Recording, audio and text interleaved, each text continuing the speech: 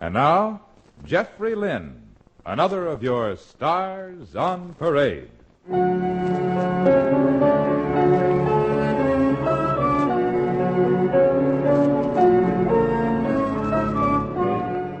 Transcribed from New York City, your Army and your Air Force present a romantic drama titled Happily Ever After, starring as Tommy, Jeffrey Lynn.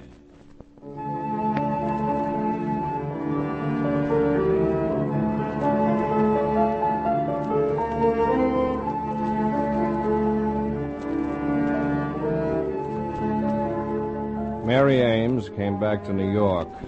She came back a year after she'd given up waiting for a career, after she'd given me up. She came back and walked into my apartment in the village and walked into my heart again. But I'm sending her back to someone named Daniel, who runs a drugstore in her hometown, can give her all the things she should have, all those prosaic things pronounced security. And this afternoon, I'll go to rehearsal again and pretend that Lily Walters is Mary Ames, and we're rehearsing for the big break we always wanted.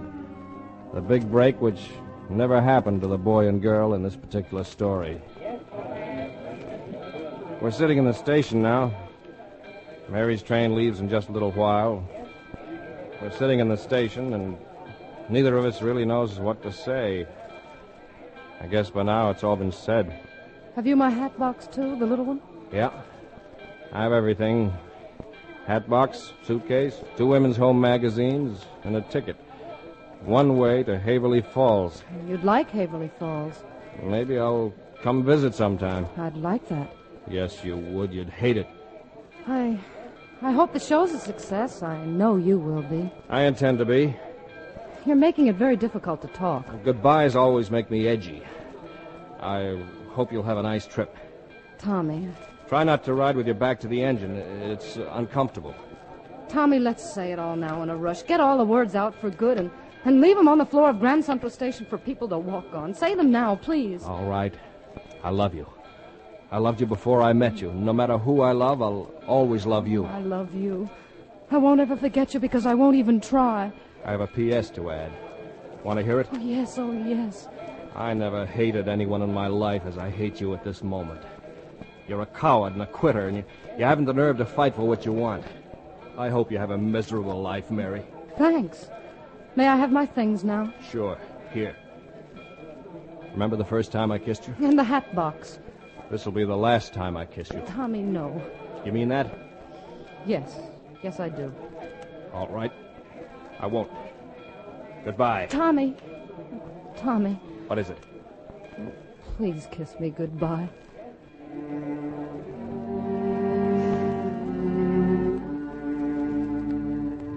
Tommy. Oh, Tommy, don't hate me. You've got a train to catch. So long.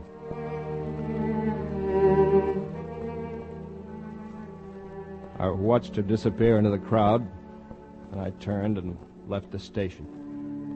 I went home, but I couldn't even unlock the front door.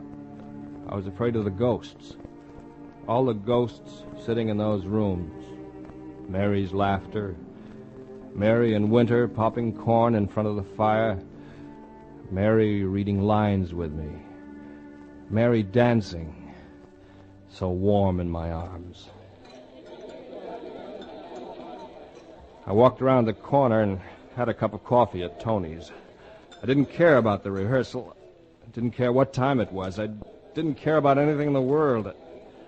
I just sat there and stared into my coffee cup until Jim came in and found me. Hey, Tommy, what gives? I've been all over town looking for you. Walters is blowing your top. You're 2 hours late for the rehearsal now. Let me alone, will you, Jim? Hey, look, Tommy, it's Lily Walters you're holding up. Get that through your big fat head, Lily. She'll be the biggest name in the country after a show opens. Jim, I kissed Mary goodbye at Grand Central. Do you know why I kissed her goodbye? Because she asked me to. Mary? I thought that was all finished. Oh, why doesn't she let you alone? She's going to marry Daniel. Good old reliable Daniel. Daniel of Haverly Falls. Oh, you chump. You talk too much, Jim. Well, look, maybe I don't talk enough. Maybe there isn't enough talk to make you know she's not for you. She's not the type. All take and no give. Hey, what's going on? It's nothing. I'm okay. I didn't mean that, Jim. I'm sorry. I'll forget it. Jim. Look, I made my point. You're ready to go to rehearsal, aren't you? Skip it then. It was worth it.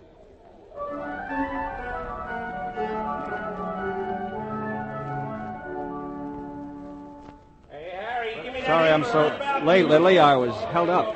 You're usually on time, Tommy. I couldn't help it. Something serious? Someone died. Oh, I'm so sorry. Someone very close? Yeah, me. Okay. Let's quiet down now. Places, everybody. We'll take it from the top. You come in stage left, Tommy. Anytime you're ready, Miss Walters.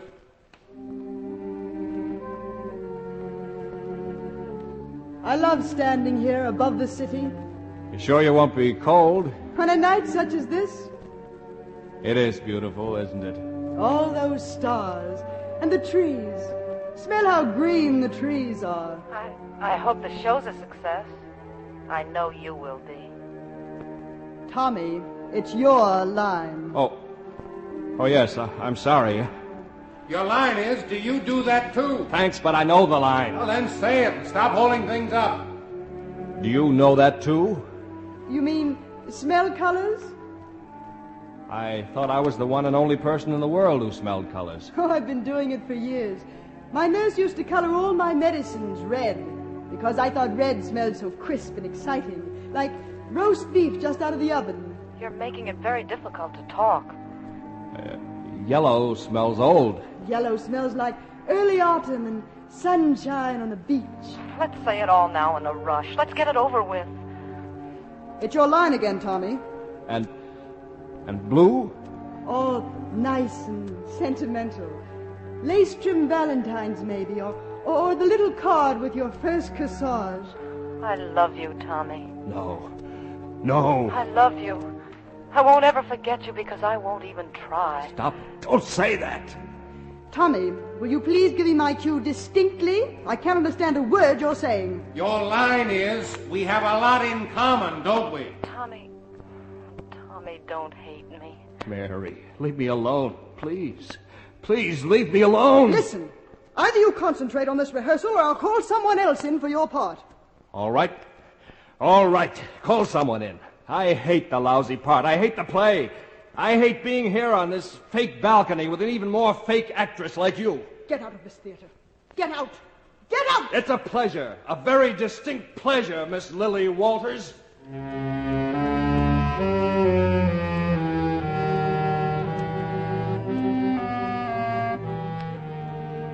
It'll be a long time before I get another job like the one I walked out on. Think what a dope you were, I thought. So I thought. And the only thing on my mind was, I wonder how much closer she is to Haverly Falls. I wonder if she's riding with her back to the engine, watching the trees fall away. I wonder what she looks like, and if she'll ever think of me. Then I turned the key in the lock of my apartment and opened the door. Hello, Tommy. Mary, I've been making some coffee for the ghosts. Want some? how did you get here? I missed my train. I went to send you a wire, and I missed my train. I missed mine, too. They threw me out. I know. Jim called a little while ago. Oh, Tommy. Tommy, please kiss me. What are you trying to do to me, Mary? You walked out on me a year ago. You did it again this afternoon. Haven't you turned me inside out enough? You didn't talk like that a few hours ago. A few hours ago you said Temporary insanity, I guess. I see. Yesterday I had a job. The first decent break yet. Then you come back and get me so cockeyed I toss the whole thing in the ash can. I'm glad you did. Sure you are. A pair of great little idealists, the two of us. But alone we're much more practical and far better off. But I'm willing to gamble this time. You mean if you've got a written guarantee that will make the grade? No, Mary, you weren't meant for this. Otherwise you'd never have left in the beginning. If you stay tomorrow or next week or next month, you'll be wondering if Daniel really meant it when he said he'd start building your dream house during the summer. He did say that, didn't he? Yes, I suppose he did. And he said a lot of other things. And he means them all. And you want them so desperately. All the things he promised. Tommy. Go back where you belong, Mary. My girl died a year ago when she left New York. When I took you to the station this afternoon, that marked the end of the mourning period. So glad you could come. She was a nice kid. I'm glad we gave her a proper send-off. So am I. Do something for me, won't you? Sure.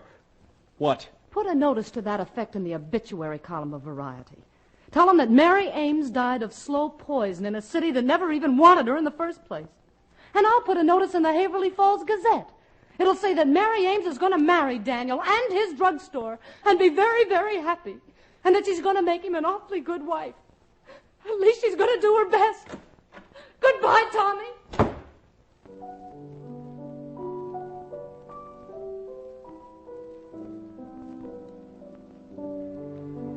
Short and sweet. And she's on her way home now. This time she won't come back.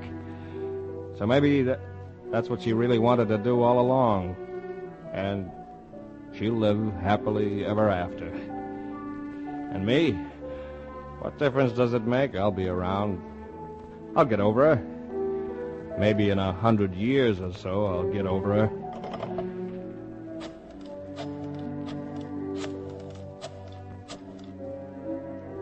Jim? Tommy? Okay, calm down, will you? Okay, so I'm a jerk. Listen, is Lily still at the theater?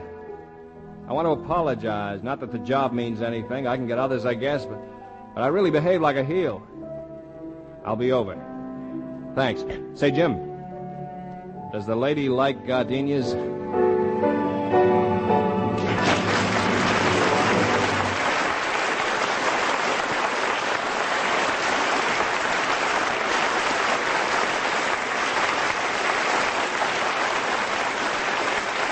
Thank you, Jeffrey Lynn, for a wonderful performance. Ladies and gentlemen, Mr. Lynn will be back in just a moment for a final word. But first, here's a special message for you young women. Next time you see a WAF, woman in the Air Force, take a good look. You're looking at the smartest woman of the year in Air Force blue. It isn't just the uniform. She's demonstrating her smartness in another way, even more important. She's found a career that means something. She's serving in the world's greatest Air Force, and she's proud of it. She's working on equal terms with the men of your United States Air Force and loving it. She has good pay, comfortable quarters, opportunities for travel, and the deep sense of personal accomplishment that goes with doing a needed job well. She's working in interesting fields, as a technician, in medical and dental fields, in air traffic, photography, or one of many others. She's learning new skills and liking it a lot. In short, she's the smartest woman of the year. And if she has the qualifications and a college background, she can go to officer candidate school. If you're qualified, you can join her in that smart uniform. All you have to do is stop in at your nearest United States Army and United States Air Force recruiting station.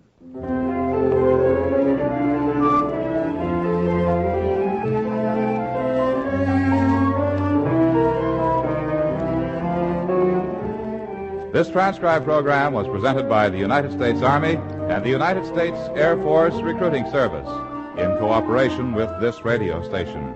Happily Ever After starred Jeffrey Lynn and was written by Draper Lewis. Those in our cast were Helen Christian, Henrietta Moore, Ross Martin, Robert Dale Martin, and Jack Kibbe. The music was composed and conducted by John Guarneri. The program was directed by Charles Wilkes. This is Joe Ripley speaking. And this is Jeffrey Lynn reminding you to tune in this same station next week for another of your Stars on Parade.